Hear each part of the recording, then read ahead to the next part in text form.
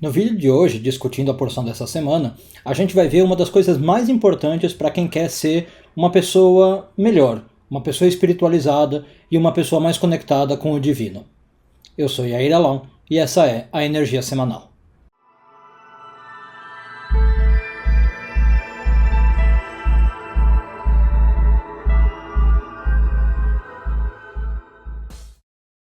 Quem estuda um pouquinho de judaísmo sabe que existem uma infinidade de mandamentos, uma infinidade de coisas que um praticante deve fazer para dizer que ele está seguindo a religião judaica, né? Então você tem Shabat, você tem comida kasher, você tem orações, você tem um monte de coisa para fazer. Na verdade, a lista, os sábios disseram para nós que a gente tem 613 mandamentos a serem cumpridos. Não todos eles podem ser cumpridos hoje em dia, muitos são relacionados, por exemplo, ao templo.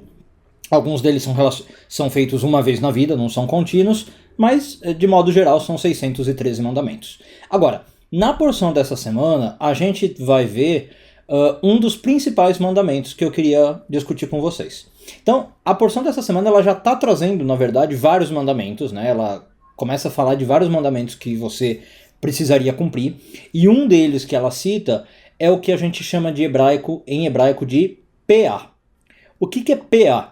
PA é literalmente uma quina, ou um canto, né, no sentido de esquina, ok?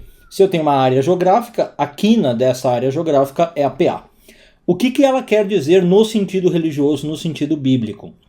Existe um mandamento de que, se você é dono de um campo, quando você vai colher o que aquele campo produziu, você não pode colher tudo. Tá? Pela Bíblia, você tem que deixar as quinas do campo por colher. Você tem que deixar intacta. Para quê? Né? Para que você deixa intacta? Para os pobres, especificamente para os pobres. Então isso está em Levítico 23, 22. Então se eu tenho um campo geralmente quadrangular, né, quadrado, eu tenho 4 quinas, eu posso colher tudo que está no centro e as 4 quinas eu deixo intactas. Bom, para Kabbalah, a gente não precisa ser tão literal, né? Vocês já sabem disso, a gente não está necessariamente falando de uma lei para quem tem campo e para quem trabalha no ramo agrícola, né? É uma lei um pouco mais geral. Qual que é a lei importante aqui que eu queria derivar com vocês? A lei de ajudar aos pobres, né? A lei de a gente se preocupar com o próximo. Nesse sentido, a gente pode até ampliar a lei e dizer que aqui se trata de uma lei de compaixão, né? O que a Kabbalah está colocando aqui, ou a Torá está colocando e a Kabbalah interpreta, é que uma das coisas mais importantes para quem quer ser uma pessoa melhor, mais elevada, é se preocupar com o próximo. Isso é inerente a ser uma pessoa melhor. Não dá para eu tentar ser uma pessoa melhor olhando só para o meu umbigo, achando que eu sou o centro do universo e me preocupando só comigo ou com os meus, né, com a minha família.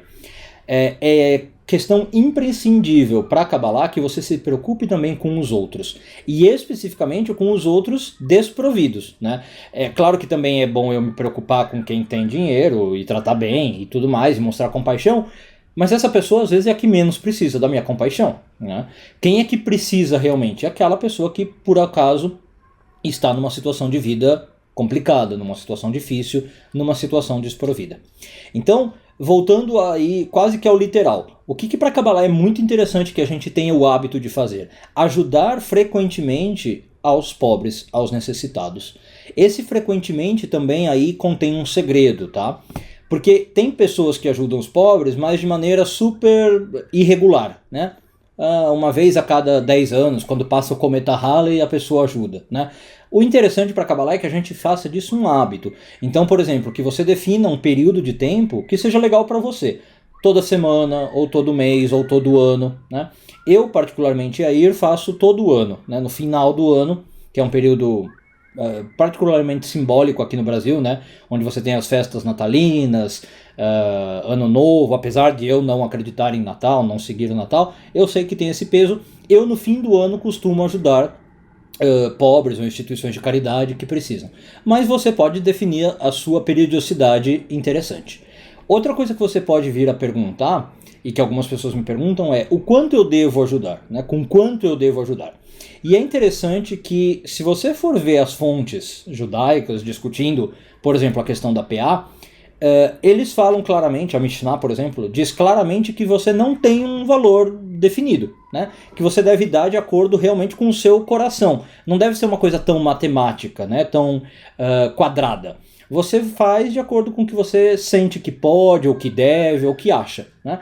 Quanto mais generoso você puder ser, claro, melhor, você está ajudando mais a outra pessoa, né? Agora, isso é em uma parte da Mishnah, né? Existe uma outra parte, na verdade, que não se contenta muito com essa resposta, e um dos sábios da Mishnah fala assim, não, mas espera, isso é muito genérico, né? Você falar que qualquer valor serve, eu quero um valor, que valor que você define? E eu vou passar esse valor para vocês terem como referência. Eu acho muito interessante, porque ele chega a ser chocante.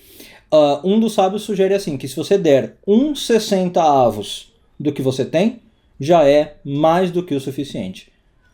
Por que eu acho esse valor chocante? Porque ele é pouco, né? Eu acho que é muito pouco. Se você pensar em porcentagem, vai dar, não chega a 2%, né? Dá 1,5%, 1,6% do que você tem.